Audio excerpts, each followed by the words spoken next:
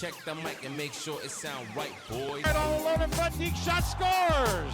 Красиво как. И это победа. We've been generating a lot of scoring chances, so I think if we keep playing our way. Oh! He just scoops in the net, and the Fox Valley faithful can't believe it.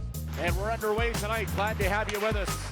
Pat's intercept in the neutral zone. Here comes Bedard in a hurry. Bedard cuts in to the net. He scores! 10 seconds into the game, Connor Bedard, and it's 1-0 Pats. Okay, I don't know what the hell they're putting in the water that has been making this next generation freaks of nature, but we are currently witnessing the ongoing development of what might just be the best draft class the game has ever seen. As somehow, we are witnessing culmination of elite prospects, breaking records, not only from the CHL, but Russia, NCAA, European leagues. It is absolutely insane. So if your team is in the gutter this season, if they draft high, there's a shot that your team lands a franchise, if not generational talent. In fact, we need to correct the record. Because there is so much elite talent in the pipeline, the term generational is starting to lose its meaning. As not only is this upcoming draft stacked, but the following drafts contain potential once in a lifetime talents as well. Focus. Misa in the soft spot. First OHL goal. Michael Misa. Good play, good goal. This upcoming draft is headlined by who else but Connor Bedard. And my god, is this kid good. As this season, Connor Bedard has put up 22 goals, 53 points, and drumroll, 24 games. Like holy shit. Not only is Bedard on pace for 150 points, a point total that hasn't been touched, hasn't been sniffed by a CHL player in his draft year since Sidney Crosby in a year where he would put up 168 points in the Q. But do keep in mind, the QMJHL tends to have higher scoring. So the fact that Connor Bedard is on pace for anything similar in 2022 is nuts. Because if we compare Bedard to McDavid, we gain an even crazier perspective, as Connor McDavid in his draft year put up 120 points in 47 games. Meaning, as it stands, Bedard is on pace for putting up 30 more points than Connor McDavid. But it doesn't stop there, because Bedard throughout his CHL career has put up a modern era record-setting 1.79 points per game. McDavid during his OHL career ended with a 1.72, because what makes Bedard such a fascinating prospect is his gifted combination of skating. He isn't on the same level as McDavid, but his edge work combined with his speed, alongside of Connor McDavid-esque puck control and hands, allows Bedard to literally skate laps around the competition. Bedard dangles, shoots, and scores! But here's the thing, skating is one thing. I mean, look at Ilya Mikheyev. He's arguably on the same level as McDavid in terms of skating. Hell, he has even beaten McDavid in straight line puck battles. However, Mikheyev doesn't score like McDavid. He is a good player, don't get me wrong, but what he lacks compared to a generational talent like McDavid is the ability to process plays at a freak of nature level that keeps up with his skating. Because what separates Bedard and McDavid from the rest, that not only can they skate, but they have exceptional vision and hockey IQ. You hear that term, but what does it really mean? I view hockey IQ as the ability to process plays so efficiently to the extent where you are always one step ahead of the competition. And what separates hockey from other sports? You are moving very fast. Connor McDavid has been tracked at north of 40 kilometers per hour. Therefore, it takes a special kind of player to be able to process and anticipate plays as they are about to happen.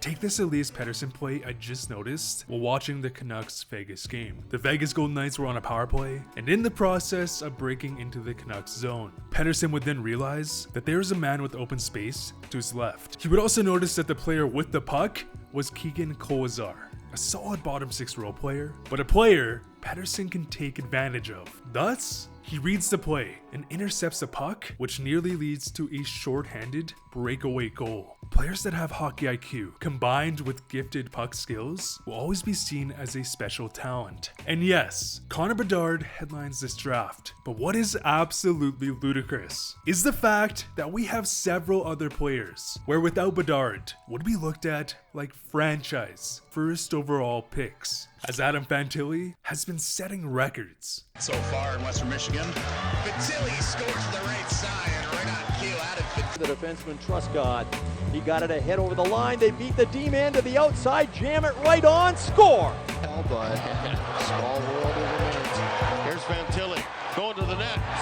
Adam Fantilli so far this season has been lighting up the NCAA as a freshman with 24 points in 13 NCAA games, which in itself is unbelievable. The last player to put up numbers remotely close to Fantilli in the NCAA was Jack Eichel, put up 71 points as a freshman for BU. And as it stands, Adam Fantilli is on pace for 74 points in 40 games. And to give you some more perspective on how incredible Fantilli has been this season, one of the biggest NCAA prodigies from the last 2 decades was Jonathan Taves, who would end his draft year with 22 goals, 39 points in 2006. 34 less points than what Fantilli is projected to reach this season. Because what makes Fantilli so special, and dare I say, somehow a potential challenger to Bedard, is the fact that Fantilli not only has an elite scoring touch, but he is a 6'3" center who is still growing into his body, and with that, can play an elite two-way game. Someone who projects as a potential Ryan O'Reilly, Alex Barkov type player. Someone who can drive the play from both ends of the ice. And someone who will most likely play with Bedard this year during the World Juniors, so we have some exciting hockey to look forward to. But hold up, my god, this is somehow just the start to this draft, as Matvei Michkov, the Russian sniper, has also been breaking incredible records in his own regard, as this kid is truly a once-in-a-lifetime player at putting the puck in the back of the net. Back from Mohamedullah, Michkov tees it up and scores! Matvei Michkov! Michkov has another! Finds a way from behind the goal line. As not only does he have one of the most incredible scoring track records from a prospect, but this kid is shattering the records of Alex Ovechkin, Nikita Kucherov, Evgeny Malkin, because last season, as a 15-year-old, he was sitting at a goal per game in the MHL, a league that is reminiscent to the CHL, but has lower scoring. But he would even play in the KHL as a 16-year-old, where he would put up numbers we haven't seen since Alex Ovechkin, as he would put up 2 goals, 5 points in 13 games. And keep in mind, this is a kid going against some of the best talents in the world. So the fact that he can even score a single goal is a miracle, as he would have been on pace for 15 points in 40 games, which would have tied Alex Ovechkin. And to get an even better perspective on this kid's dominance in Russia, Michkov this season has 8 goals, 12 points in 8 VHL games. He has maintained a goal per game pace, playing in a professional league against men.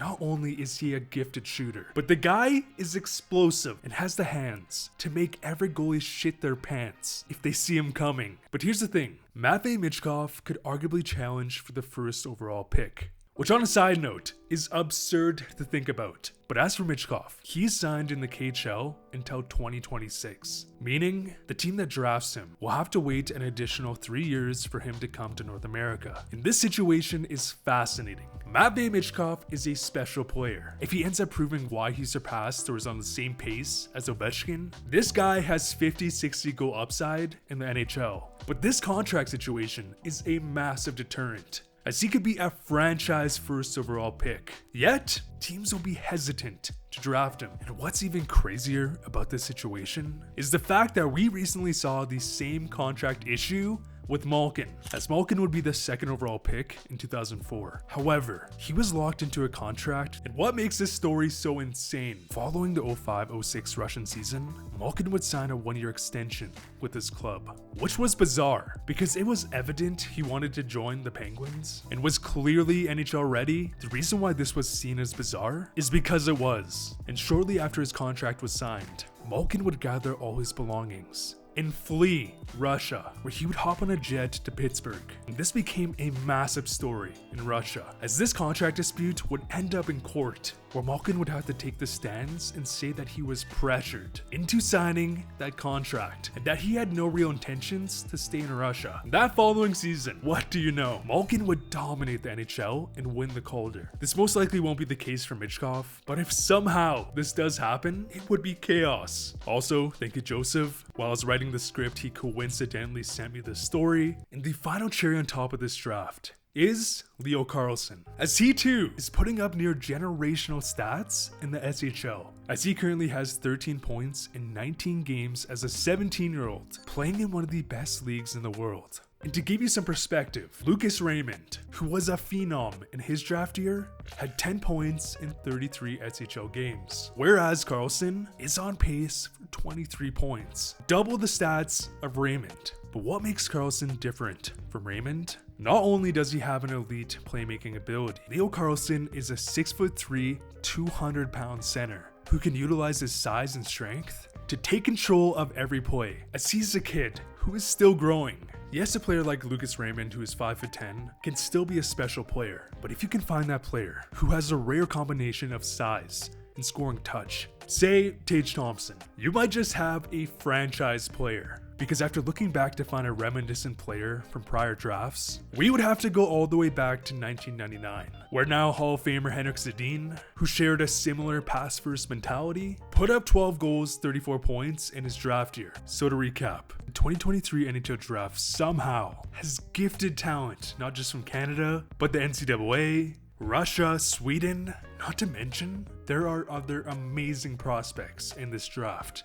These upcoming drafts points towards a shift in the NHL. And just like in one of my prior videos, go watch it if you haven't already, the league is changing, and we might be on the cusp of hockey returning back to the high-scoring glory days of the 80s. And I don't know how some people are against this, because physicality is still a large component of today's NHL. But high scoring not only leads to countless highlights, which will grow the game, but everything we are currently seeing points toward a league where scoring records that seemed unreachable, untouchable, can be broken. And before we end off this video, I wanted to say thank you to the RTH supporters. As we are currently about to break the channel record of back-to-back 1 million view months, you guys are the best and you have truly changed my life for the better. Also, we have some exciting news on the Hockey Card channel. I just made a big announcement on my newest video where I also opened a $1,600 box. Did I do well? Who knows? Go check it out. And as always, thanks for watching.